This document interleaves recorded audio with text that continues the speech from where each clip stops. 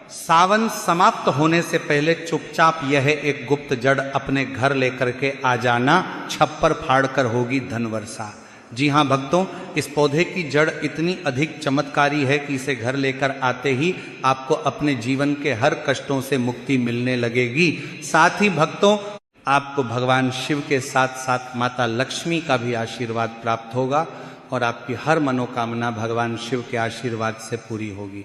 पूरे साल आपके ऊपर होगी धन की वर्षा, जीवन की हर अधूरी इच्छा होगी पूर्ण। जी हाँ भक्तों, जो भी व्यक्ति सावन समाप्त होने से पहले मात्र इस पौधे की जड़ को अपने घर लेकर के आ जाता है, उस व्यक्ति का भाग्य 7वें आसमान पर होगा, करियर और कारोबार में मिलेगी उन्नति। आने वाले समय में उस व्यक्ति को कामयाब होने से कोई नहीं रोक पाएगा।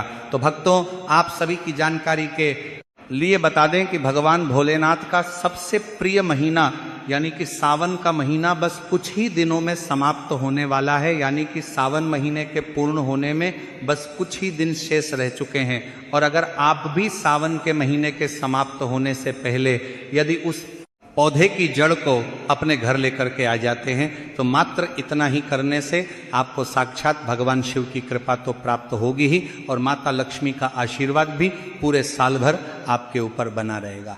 भक्तों, हम ऐसा इसलिए कह रहे हैं क्योंकि अभी जो महीना चल रहा है, ये महीना कोई साधारण महीना नहीं है, बल्कि ये सावन का पवित्र महीना है जो कि साल में केवल एक बार ही आता है। और भक्तों, सावन का जो पूरा ही महीना होता है ये भगवान भोलेनाथ की भक्ति का होता है। मान्यता है कि सावन में सच्चे मन से की गई शिव आराधना से मनोकामनाएं पूर्ण होती हैं, पापों का क्षय होता है तथा सुख शांति समृद्धि और उत्तम स्वास्थ्य का आशीर्वाद मिलता है। इसीलिए यह महीना भक्ति, संयम, दान और आध्यात्मिक साधना के लिए अत्यंत शुभ माना जाता है। तो भक्तों, यदि आप भी इस जड़ को हमारे बताएं अनुसार शुभ मुहूर्त देखकर अपने घर लेकर आ जाते हैं तो आपको पूरे साल भगवान शिव और माता लक्ष्मी का आशीर्वाद प्राप्त होगा। इसी के साथ आपको अपने जीवन के समस्त प्रकार के आर्थिक कष्टों और आर्थिक परेशानियों से मुक्ति मिल जाएगी। पूरे साल माता लक्ष्मी जी की कृपा से आपके ऊपर धन की वर्षा होगी और आपके जीवन में धन आने के सभी रास्ते खुल जाएंगे। भक्तों, जिस जड़ के बारे में आज हम बात करने वाले हैं, इसमें स्वयं भगवान शिव का निवास माना जाता है। तो चलिए भक्तों, जान लेते हैं कि आखिर आपको ये जड़ किस समय और किस दिन लेकर के आना है ताकि आपका जो सोया हुआ भाग्य है वह चमक सके और परिवार में जो भी रोग चल रहे हैं, शारीरिक पीड़ाएं हैं, आपकी जो मनोकामना है जो लंबे समय से परिपूर्ण नहीं हो पा रही, आपके जीवन में दुख और परेशानियां बहुत ही अधिक बनी हुई हैं, तो भक्तों यह वीडियो आपके लिए बहुत ही चमत्कारिक होने वाला है और आपके भाग्य की रेखाएं इसके माध्यम से चमक उठेगी। देखिए भक्तों, यदि आपने पशुपति व्रत कर लिए हैं, आपने सभी प्रकार के उपाय कर लिए हैं, मगर आपका मनचाहा विवाह नहीं हो पा रहा है, पुत्र प्राप्ति नहीं हो पा रही है, साथ ही साथ आपके ऐसे कई प्रकार के कार्य जो अभी तक परिपूर्ण नहीं हो पाए हैं, तो ये सभी कार्य इस एक कार्य से परिपूर्ण होने वाले हैं। तो भक्तों, उस चमत्कारी जड़ के बारे में जानने से पहले सभी शिव भक्त कमेंट में श्री शिवाय नमस्तुभ्यम या फिर हर हर महादेव अवश्य लिखिए। आपकी जो समस्त इच्छा है, समस्त मनोकामना है, उसे हमारे महादेव साक्षात परिपूर्ण करने वाले हैं। और साथ ही चैनल पर नए हैं तो चैनल को सब्सक्राइब भी जरूर करें। तो भक्तों, देर ना करते हुए हम उस जड़ की बात कर लेते हैं, लेकिन उससे पहले हम आप सभी भक्तों को बता दें कि इस बार सावन की जो शुरुआत है वह 30 जुलाई से हो चुकी थी और इसकी जो समाप्ति है वह 28 अगस्त को होने वाली है। तो भक्तों, अब उस जड़ के बारे में बात करते हैं। जैसे कि इस जड़ की सबसे अधिक महत्वता बताई गई है और यदि इस जड़ को आप सावन समाप्त होने से पहले अपने घर लाकर अच्छी तरह से धोकर स्थापित करके और पूरे वर्ष इसका महादेव की पूजा के लिए काम में लेते हैं तो आपके जो भाग्य हैं वो चमक जाता है। इस पेड़ की जो जड़ है वह अमृत है, इस पेड़ की मिट्टी जो है वह अमृत है, इस पेड़ की जो छाया है, जो भी व्यक्ति इसमें कुछ क्षण बैठ जाता है तो ऐसा कहा जाता है कि भक्तों के सारे रोग सारे दुख दूर हो जाते हैं। इस पेड़ की पत्ती को यदि शिवलिंग पर चढ़ाया जाता है तो भक्त की सभी कामनाएं सिद्ध हो जाती हैं। इस पेड़ की जितनी महत्वता बताई जाए उतनी कम है। इस पेड़ को, इस वृक्ष को सावन के महीने में जो भी पति पत्नी लगा देते हैं उनके घर पुत्र का जन्म होता है।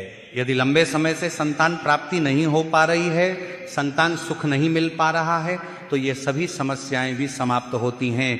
क्योंकि ये जो पौधा है महादेव का स्वयं अंश माना गया है। यह पौधा को सामान्य नहीं है, यह पौधा एक चमत्कारिक पौधा है। जिस वृक्ष यानी कि जिस पौधे की हम बात कर रहे हैं वह है बेलपत्र का वृक्ष।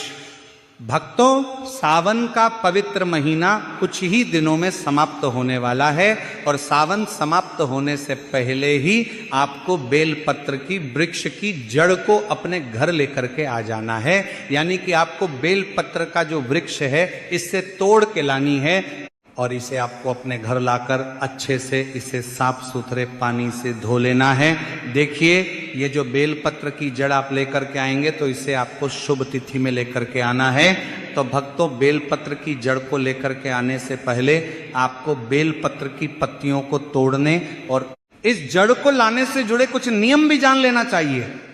तो भक्तों, सबसे पहले तो बेलपत्र की जो जड़ है इसे आपको सोमवार के दिन बिल्कुल भी लेकर के नहीं आना है, क्योंकि सोमवार के दिन बेलपत्र की पत्तियां तोड़ना, बेलपत्र की छाल तोड़ना अच्छा नहीं माना जाता है। साथ ही साथ पूर्णिमा की जो तिथि है इस पर भी आप बेलपत्र की पत्र की पत्ती या फिर जड़ तोड़ के नहीं ला सकते। इस बात का भी आपको ध्यान रखना है। साथ ही साथ अमावस्या की जो तिथि है इसमें आप रात्रि के समय या फिर शाम के समय बेलपत्र की पत्ती या फिर जड़ तोड़ के नहीं ला सकते हैं। साथ ही प्रदोष के दिन भी आपको बेलपत्र की पत्ती या जड़ नहीं लेकर के आना है। इसके अलावा आप अन्य कोई भी दिन हो, चाहे वह मंगलवार का दिन हो, बुधवार का दिन हो, गुरुवार का दिन हो, शुक्रवार का दिन हो, शनिवार का दिन हो, रविवार का दिन हो, किसी भी प्रकार का दिन हो, उस दिन आप बेलपत्र की पत्ती और बेलपत्र की जड़ लेकर के आ सकते हैं। बस आपको सोमवार, मासिक शिवरात्रि, प्रदोष, अमावस्या, पूर्णिमा, इन तिथियों पर बेलपत्र की वृक्ष की पत्ती या फिर जड़ लेकर के नहीं आना चाहिए। तो देखिए, सबसे पहले तो आपको बेलपत्र की जड़ अपने घर लेकर के आ जानी है। अब भक्तों ध्यान दीजिए कि इस बार सावन का पवित्र महीना 29 अगस्त को समाप्त होगा, तो आप इस जड़ को सावन समाप्त होने से पहले भी अपने घर लेकर के आ सकते हैं।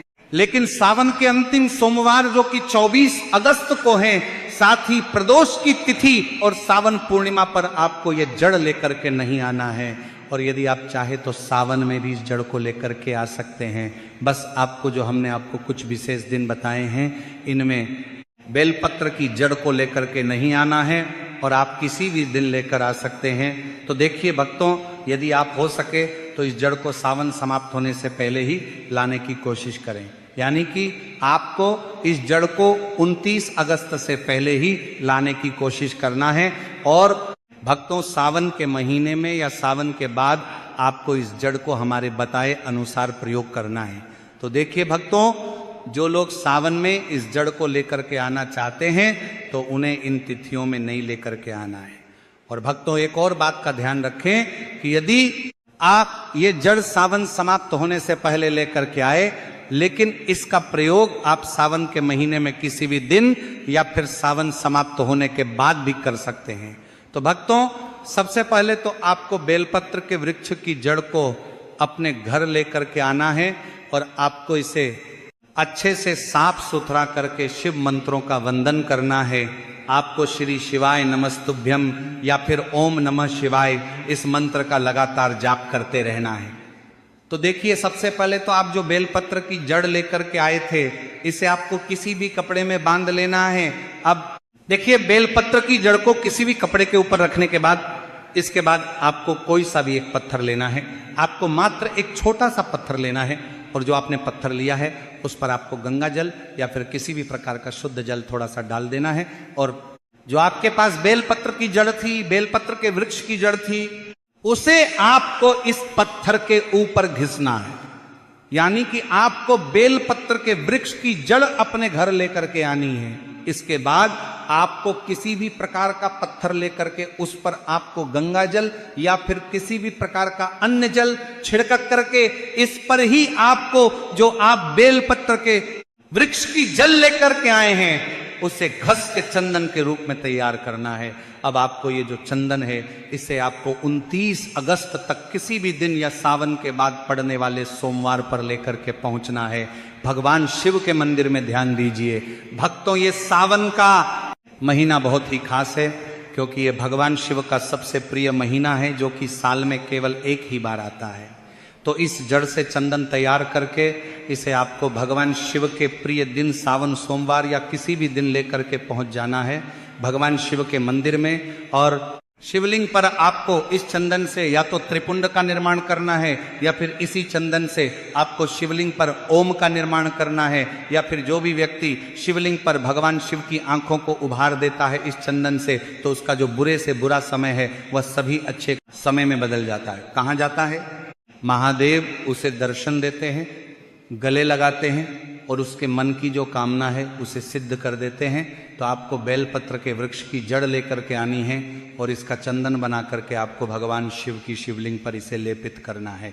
तो इस प्रकार से आपको पहला उपाय करना है बेलपत्र के वृक्ष की जड़ के चंदन से। अब दूसरा कार्य आपको यह करना है कि आप सभी को विशेष तौर पर बेलपत्र वृक्ष की जो चंदन है, अगर उसे आप शिवलिंग पर चढ़ाते हैं इस सावन के पवित्र महीने में, और ये जो शिवलिंग पर चढ़ाया हुआ चंदन है इसे आप पुनः थोड़ी सी मात्रा में अपनी हथेली में लेकर के इसे ग्रहण कर लेते हैं, यानी कि इस चंदन को प्रसाद स्वरूप भी आप ग्रहण कर लेते हैं, तो ऐसी मान्यता है कि आपके शरीर के जो भी रोग हैं, संकट है, कष्ट हैं, वह सभी दूर होने लगेंगे। तो बेल पत्र की जड़ का यह विशेष उपाय आपको करना है। साथ ही साथ आपको बेल पत्र का वृक्ष भी सावन के महीने में किसी भी दिन अवश्य ही लगाना है। इससे आपके घर के जो संकट, कष्ट, पीड़ा है वह सभी समाप्त हो जाती है। तो इस प्रकार से आपको सावन समाप्त